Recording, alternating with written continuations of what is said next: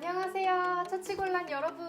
오늘은 신명기를 공부할 차례입니다. 자, 신명기는 3편의 설교로 이루어져 있는데요. 이전에 우리가 행했던 바를 통해 말씀하시는 하나님을 나타내는 첫 번째 설교, 오늘을 살아가는 우리에게 말씀해 주시는 두 번째 설교, 그리고 미래의 우리와 함께 하시겠다 약속하시는 세 번째 설교, 이렇게 세 부분으로 나누어져 있습니다.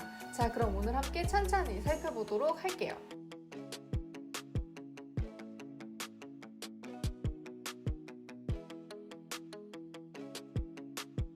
자, 먼저 출애굽기를 지나면서 이스라엘 백성은 광야를 들어갈 수 없다는 판정을 받게 됩니다. 모세는 약속된 땅 가나안에 들어가는 새로운 세대들에게 3편의 설교를 전하게 되는데요. 이것이 바로 신명기입니다. 첫 번째 설교, 과거에 해당하는데요. 지난 광야에서의 흑역사를 말합니다. 그래서 너희 세대는 너희 과거에 있던 부모 세대처럼 살지 말아라 라고 권면하는 부분이고요. 가나안에 들어가기에 앞서서 나의 유일한 한 분이신 하나님을 기억하고 섬겨야 함을 잊지 않도록 말합니다. 두 번째 설교, 현재에 해당하는 부분입니다. 오늘날을 살아가는 이스라엘이 하나님을 예배하는 방법에 대해 말을 하고요. 10계명에 대해서 다시 한번 언급을 합니다. 어떻게 하나님께 예배해야 하느냐, 여기서 11조에 대한 부분이 나옵니다. 그래서 연수익의 10분의 1은 하나님께 드리고 3년에 한 번 나머지 수익의 10분의 1은 이웃에게 주는 11조의 개념이 나오게 됩니다. 그런데 여기서 하나님께 나의 예물을 드리는 것 외에 나의 이웃에게도 나의 10분의 1을 주는 것은 주변 국가들에서 말하는 율법과는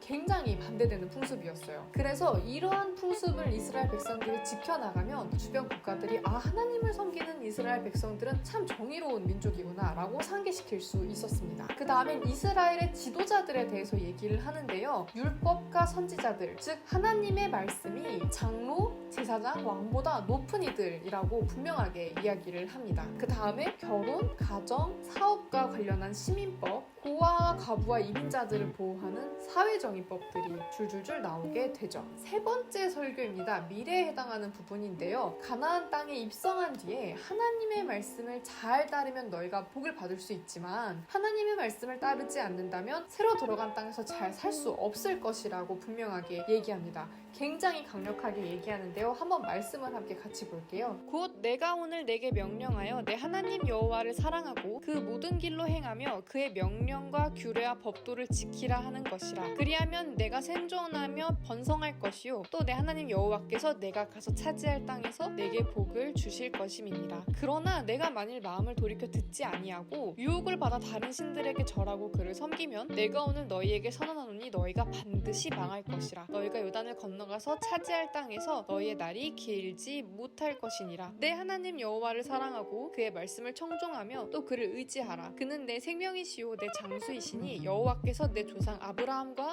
이삭과 야곱에게 주리라고 맹세하신 땅에 내가 거주하리라. 하나님의 말씀을 잘 따라가는 백성들에게는 하나님과 함께하는 복이 있을 것이지만 하나님의 말씀을 따르지 않는다면 분명 화가 있을 것이라고 아주 분명하고 강력하게 경고하고 있습니다. 그 다음에 세 번째 설교에서 여호수아에게 물려주는 유언을 하고 모세는 축복을 하고 죽게 됩니다. 자, 여기까지가 신명기 줄거리가 되겠습니다. 여러분 혹시 캐츠 들어보신 적 있으세요? 뮤지컬로 굉장히 유명하죠. 대전에도 한번 본팀이 공연을 한 적도 있고요. 영화로도 최근에 개봉이 되었었어요. 근데 여기에 고양이들의 리더 올드 듀터로노미라는 고양이가 나옵니다. 이 고양이는 시종일관 어마어마한 덩치와 함께 특유의 BGM과 함께 위험을 보여줍니다. 이 고양이는 고양이들의 리더예요. 그래서 고양이들을 고양이 사회에서 새로 뽑기도 하고 온 고양이들의 존경을 한몸에 받는 존재입니다. 신명기도 얼핏 읽기에 이 고양이랑 비슷한 느낌을 줍니다. 근엄하고 위험이 있지만 무언가 친하게 지내기에는 위압감을 주는 부분이 있습니다. 왜냐면 같은 말을 반복하기 때문이죠. 위험이 있기는 한데 친하게 지내기는 굉장히 어렵습니다. 레위기까지 나름 열심히 버텼는데 이전에 했던 비슷한 율법들을 신명기에서 또 줄줄줄줄 상당 부분 얘기합니다. 이욕이 팍 떨어지죠. 공교롭게도 신명기의 영어 이름도 캐츠의 고양이와 같이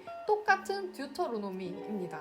자, 이 듀터로노미는 듀테로노미온이라는 글자에서 왔는데요. 이 뜻은 다시 기록한 말씀, 두 번째 율법이라는 뜻입니다. 어렵죠? 왜 굳이 두 번이나 같은 말을 성경에서 반복해서 기록을 했을까요? 왜냐하면 이 설교가 가나안에 들어가기 전에 말하는 설교였기 때문입니다. 가나안에 들어가기 전에 앞서 제사장 나라로서 이스라엘 백성들이 율법을 기억하면서 오직 한 분이신 하나님을 기억하길 바란 것이죠. 저희 말씀을 함께 같이 읽어볼게요. 이스라엘아 들으라. 우리 하나님 여호와는 오직 유일한 여호와이시니 너는 마음을 다하고 뜻을 다하고 힘을 다하여 내 하나님 여호와를 사랑하라.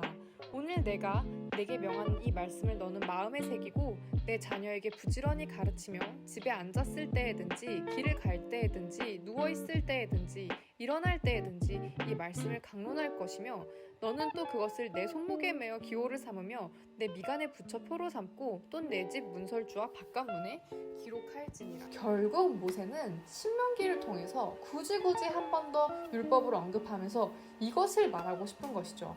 하나님께 순종하고 하나님을 사랑하며 누리는 삶 말입니다. 그리고 내 자녀들에게 그렇게 행하라고 한 것처럼 이것을 반복해서 끊임없이 다시 기억하기를 원한 것이죠. 이것은 그 무엇과도 바꿀 수 없는 중요한 사실이기 때문입니다. 그리고 이러한 삶을 살아감으로 이스라엘 주변 국가들이 이스라엘 백성들이 하나님의 백성이구나 하는 것을 실감하도록 이스라엘 백성들은 제사장 나라구나 라는 것을 실감하도록 하게 하신 것이죠. 자, 그런데 여기서 질문이 하나 더 생깁니다. 하나님이 그렇게 잘나고 잘난 분이면 혼자 일하면 되는데 그렇게 주변 국가들이 와, 이스라엘 백성들은 하나님의 나라야 라고 실감할 만큼 그 하나님이 잘난 하나님이 혼자 일하면 되는데 왜 굳이 우리와 함께하고 싶어 하실까 하는 질문입니다. 심지어 모세가 신명기 후반부에서 하나님의 말씀에 순종하면 복을 받을 것이고 하나님의 말씀에 불순종하고 거역하면 벌을 받을 것이다 라고 한 부분에서 쫓겨날 것이다 라고 말하는 부분에서 이렇게 말합니다. 나 사실 너희가 쫓겨날 거 알아. 너희 언제나 그랬듯이 또 사고치고 분명 쫓겨날 거야 라고 신명기 후반부 세 번째 설교에서 이렇게 말을 합니다.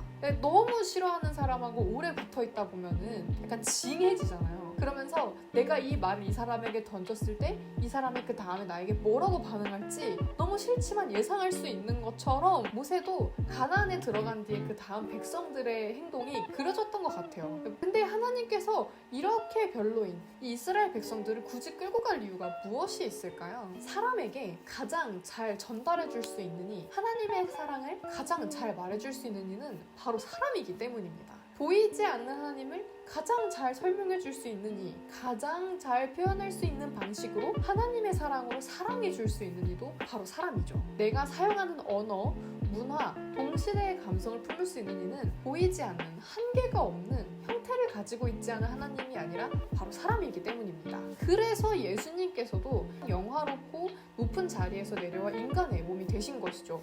우리와 함께하고 싶으신, 우리에게 보다 더 깊이 하나님의 사랑을 전해주고 싶으셨던 그 말도 안 되는 사랑 때문에 가능했던 일입니다. 그래서 하나님은 우리가 필요합니다. 자, 반대로 말해볼까요? 반대로 말하면 우리는 그래서 하나님을 사랑하고 주변에게 하나님의 사랑을 흘려보낼 의무가 있습니다. 하나님께 예배하는 자는 내 주변의 일을 사랑하게 되어 있습니다. 하나님께 내 수입의 10분의 1을 드릴 만큼 사랑하고 하나님과 함께하고 싶다면 내 주변의 이웃에게도 10분의 1을 기쁘게 내어주게 됩니다. 내가 사랑하는 하나님은 사람을 그 누구보다 사랑하시는 분이시기 때문입니다. 결론입니다. 자, 여러분, 중간고사가 지나고 얼마 지나지 않아서 얼마 쉬지도 않았는데 기말고사 기간이 다가오는 인생, 이 말도 안 되는 시련이 여러분 눈앞에 펼쳐져 있는 것을 압니다. 그리고 다가오지 않을 것만 같았던 수능이 여러분 코앞에 다가온 것도 너무너무 잘 알고 있습니다. 그런데 사람이 이 내 앞에 거대한 벽을 마주하게 되면 나도 모르는 이기심이 나올 때가 있어요.